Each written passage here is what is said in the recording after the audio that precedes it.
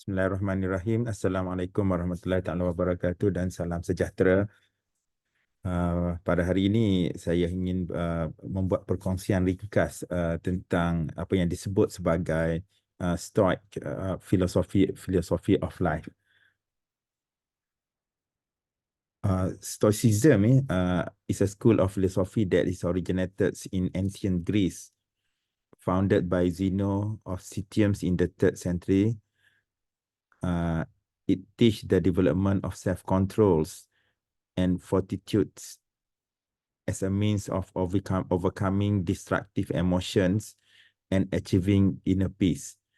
So apa yang dikongsikan di dalam terapi atau di dalam falsafah Stoicism ini adalah tentang perkembangan dan juga bagaimana seseorang individu itu ingin mengawal diri dia, terutamanya di dalam kita menghadapi emosi yang mungkin terganggu dan bagaimana kita ingin mencapai suatu kehidupan yang lebih tenang, yang lebih sempurna, yang lebih aman dan sebagainya.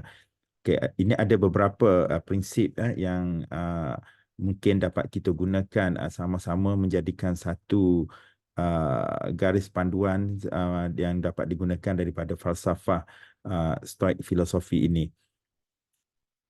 Yang pertama, Stoic filosofi ini dia membincangkan tentang focus on what you can control. Stoic believe that many things in life are beyond our control, such as external events and other people's actions. Therefore, they emphasize focusing on what we can control, our thoughts, attitudes, and action. So sudah semestinya apa yang Stoic dia percaya bahawa banyak perkara di dalam hidup ini di luar kawalan kita yang disebut sebagai peristiwa-peristiwa luar yang dan juga tindakan-tindakan orang lain terhadap kita dan sebagainya. Oleh sebab itu fokus kita haruslah memberi fokus kepada apa yang kita boleh kontrol, seperti yang kita kata pemikiran kita, sikap kita dan juga tindakan yang kita boleh ambil di dalam kita mengendalikan sesuatu perkara. So yang kedua adalah yang disebut sebagai acceptance of nature and fate. Stoics advocates for accepting the natural order of the universe and recognizing that certain events are inevitable. By accepting fates and the transient nature of life, one can cultivate inner tranquility. Yang kedua adalah kita belajar untuk menerima sesuatu takdir ataupun sesuatu nature yang mungkin yang berlaku. So bagi Stoic, dia kata dengan menerima natural order apa yang berlaku di dalam dunia ini dan mengenal pasti dan seterusnya melihat ataupun menerima sesuatu yang telah ditakdirkan itu sebagai yang kita lihat ada perkara-perkara yang berlaku yang di luar kawalan kita adalah suatu prinsip yang membolehkan kehidupan kita itu lebih tenang, lebih aman dan sebagainya.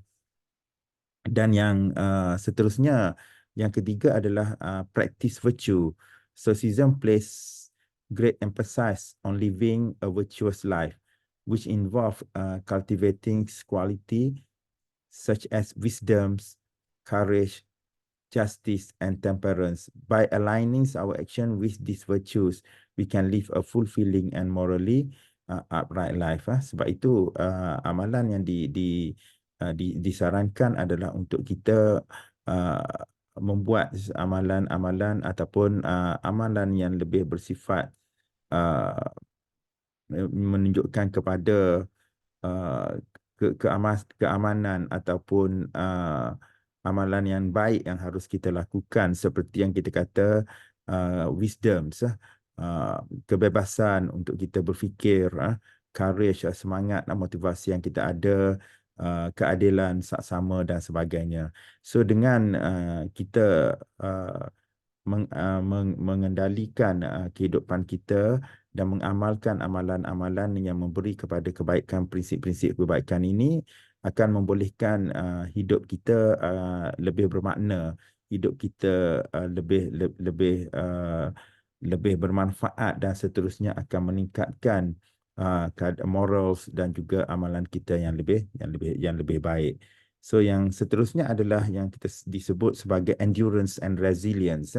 Stoics believe in enduring hardship with resilience and maintaining equanimity in the face of adversity. So rather than being swayed by external circumstances, they advocate for maintaining inner strength and composure. So daya tahan dan juga kebolehan kita untuk bangkit semula apabila kita mengalami isu-isu ataupun kejatuhan ataupun ujian-ujian yang diberikan oleh Allah Subhanahu Wa Taala, yang mungkin kita lihat bahawa kebolehan kita untuk menerima kekuatan diri kita, daya tahan kita untuk bangkit semula adalah sesuatu perkara yang sangat penting untuk kita memastikan bahawa kita terus mara ke hadapan, kita terus maju, okey, kita terus mencapai apa yang matlamat yang kita hajati, matlamat yang kita tetapkan dan sebagainya. So prinsip daya tahan, kebolehan kita untuk kita bangkit semula daripada kejatuhan, untuk kita terus maju ke hadapan adalah suatu praktis, suatu amalan yang begitu baik dan suatu prinsip yang harus sentiasa ada di dalam jiwa kita, di dalam pemikiran kita, perasaan kita dan juga tingkah laku kita. Dan yang seterusnya adalah practice of mindfulness and reflection. Stoicism encourage mindfulness and self-reflection as a tool for understanding oneself and gaining insight into one's emotion and reaction. So by examining our thoughts and behaviors, we can strive for self-improvement and personal growth. Dengan kita sentiasa melaksanakan refleksi, muhasabah diri dan juga amalan-amalan yang baik, doa dan sebagainya. Itu adalah suatu perkara yang sangat penting untuk kita lebih menghayati diri kita, memahami diri kita dengan lebih baik. Seterusnya sentiasa berusaha untuk meningkatkan daya tahan, meningkatkan kebolehan kita dan meningkatkan perkembangan diri kita secara personal ataupun profesional menjadi manusia yang lebih baik lagi, insya-Allah. So dan seterusnya adalah yang kita sebut kepada practice of gratitude. Stoic emphasize the importance of gratitude for what we have rather than dwelling on what we lack. Cultivating gratitude foster contentment and us recognize the values in every experience, whether positive or negative. So ini adalah sangat penting untuk kita melihat apakah yang kelebihan-kelebihan yang kita ada yang kita dapat gunakan sebaik mungkin, sama ada untuk kita mengenal pasti untuk kita menangani perkara-perkara yang positif ataupun yang negatif yang berlaku di dalam kehidupan kita sehari-harian. Dan akhirnya, the principles of the memento mori. Memento mori, this Latin phrase translates to remember that you will die. Stoic use this contemplation of mortality as a reminder of the impermanence of life and the importance of living each day with purpose and virtue. Dan mengingati mati bahawa kita kena sentiasa bahawa kehidupan dan kematian itu tidak dapat kita pisahkan, di mana setiap yang bernyawa itu pasti akan mati di suatu hari nanti. Cuma kita tidak pasti bila kita akan menempuh hari kematian itu. Sebab itulah kesedaran kita tentang perkara ini, mengingati mati itu adalah suatu perkara yang sangat penting di dalam kehidupan sehari-harian kita, yang akan memberikan bahawa pentingnya untuk kita menikmati, pentingnya untuk kita menggunakan kehidupan sehari-harian kita dengan penuh bermakna, dengan penuh kebaikan dan prinsip kebaikan, dan memberi makna bukan setakat kepada diri kita tetapi kepada keluarga kita, kepada rakan-rakan kita dan seluruh umat, kepada dunia yang kita hidup sebaik-baiknya, insya-Allah.